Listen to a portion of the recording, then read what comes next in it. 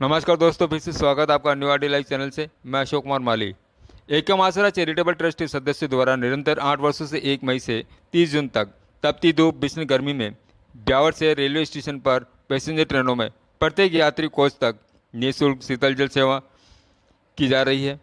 एकम आसरा charitable trust के सदस्यों का कहना है कि भीषण गर्मी तपती धूप में यात्रियों की शीतल जल से प्यास बुझाने के नैतिक कार्य से बड़ा सुकून मिलता है।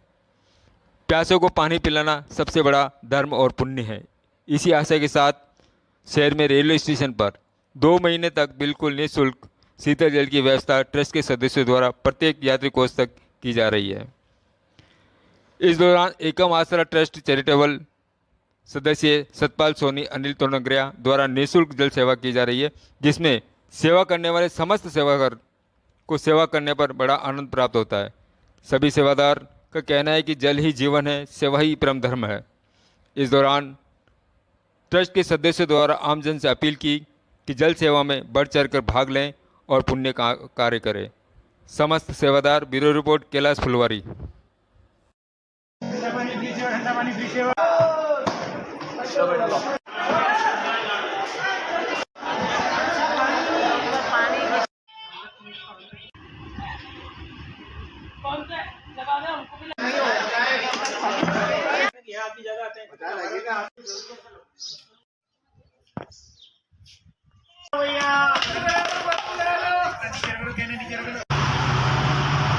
चला को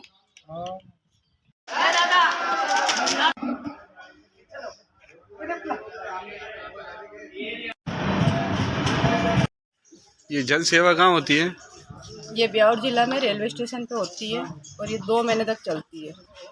1 मई से 30 जून तक जल सेवा करते हैं हम लोग सब, और सारे जल सेवादार आके बूढ़े बच्चे औरतें सब आती है और सब जल सेवा करते हैं।